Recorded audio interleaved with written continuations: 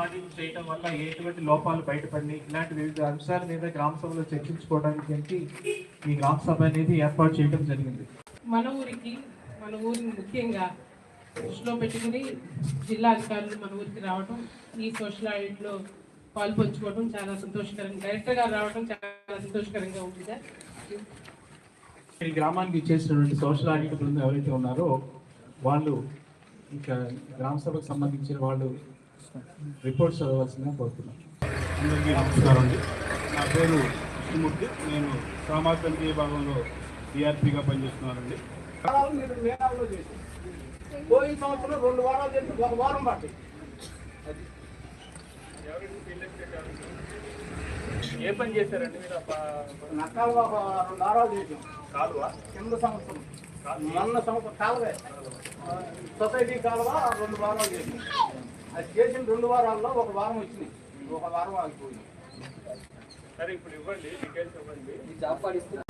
Demand 3 మాత్రం ఇచ్చారండి. మిగిలిన అటువంటి డాక్యుమెంట్స్ వర్క్ ఫైల్ నుండి ఏర్పాటు చేయలేదు. ఏమైంది వర్క్ ఫైల్ చేంజ్ అయ్యి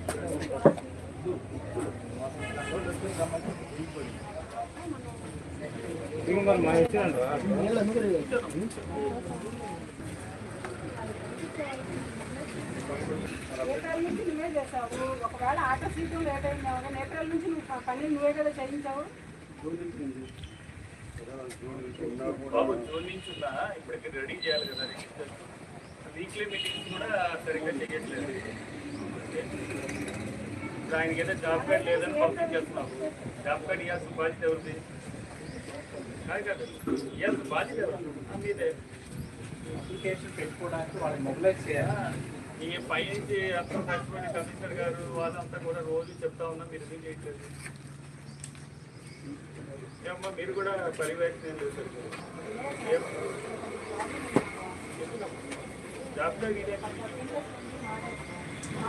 మారి సంవత్సరం ఏప్రిల్ బెనిఫిషియరీ రావాలి మన దగ్గరకు వస్తే మనం అప్లికేషన్ పెట్టుకోవాలనుకున్నాం. ఈ సంవత్సరంలో ఎన్నిసార్లు మీరు ఈ గ్రామ పంచాయతీ విజిట్ చేస్తారు? ఎన్నిసార్లు విజిట్ చేస్తారు? చాలా సార్లు విజిట్ చేస్తే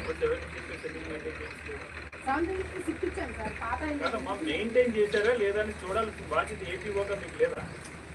ఎంటైర్ ప్రోగ్రామ్ చూడాల్సింది మీరే కదా. మీరు చేయట్లేదే కదమ్మా, మానిటరింగ్ మీదే కదా లోపం.